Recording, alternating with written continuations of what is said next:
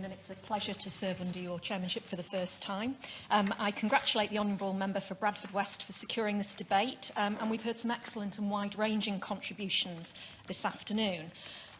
I very much welcome this debate. It's important that we discuss this issue since funding for the community and voluntary sector is now at a critical juncture. And with the Chancellor's spending review tomorrow, I'm sure that all those involved in the community and voluntary sector will be waiting with bated breath to see what further cuts the Chancellor has lined up for local government budgets. The continuous budgetary pressure on local government makes it even harder for the voluntary sector to fund their important work. And I've seen in my own constituency of Cardiff Central the tremendous impact that community organisations have and the growing challenge that they are facing around funding because of cuts to the Welsh Government budgets that then have to be passed on to local authorities.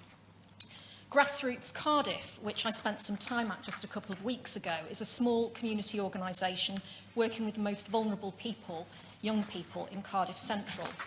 They provide advice, support and creative opportunities and training that helps young people between the ages of 16 and 25, and they provide it in a supportive environment where they promote self-confidence and development to help vulnerable young people avoid homelessness and drug abuse. They also run a fantastic weekly Asperger's support group for young people, and it's the only one that's available in Cardiff and the wider region. And I've seen the remarkable work that they do and the positive difference that they have made to the lives of young people with Asperger's.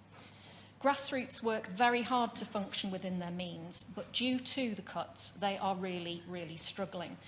They have lost local authority funding because of UK government cuts and face the prospect of only being able to offer a part-time rather than a full-time service.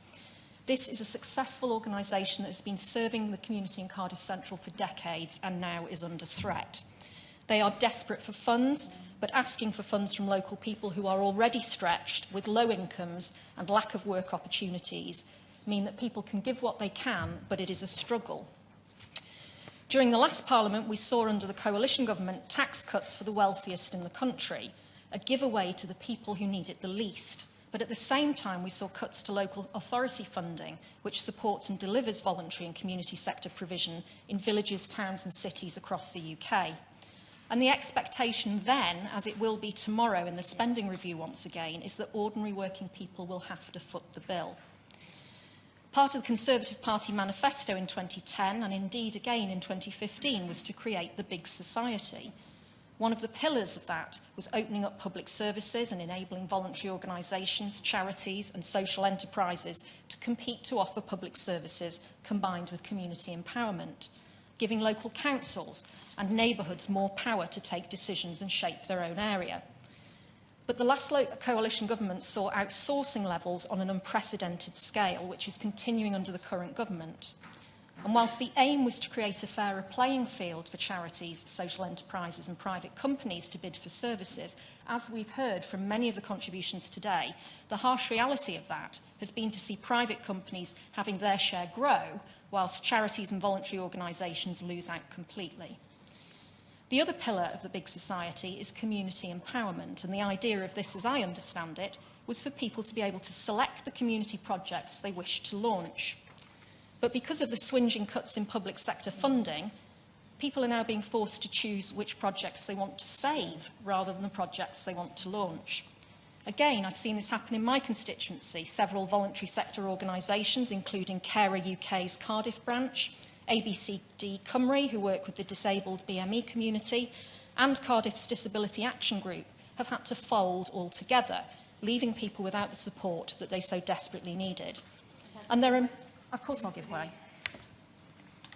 Yeah, a notion of big society, which my honourable friend talks about, to me, in my constituency, in the more affluent bits, there's a lot of social capital and political capital, and the big society has worked in those parts. Does my honourable friend agree that in the more deprived areas of my constituency and hers, the big society will not work because you cannot expect people who are living and making the choice between putting on the heating and eating and having tax credits cut also volunteer and keep up the big society, while the government simply crushes the roots of local democracy and decides to cut the funding for local council? Jo Stevens. I agree entirely, and it always seems that the people who can least afford to give are the ones that are looked to for the giving. I'll move on quickly to Big Lottery Fund, which has been mentioned by several colleagues. Since 2010, in my constituency, Big Lottery Fund has supported 74 projects, including the Deaf Youth Summer Theatre School, SIS Legal and Welfare Advice Pilot Project, and the Adamsdown Day Centre Young at Heart project. This day centre provides an essential service for elderly people who would otherwise have little or no daily social interaction.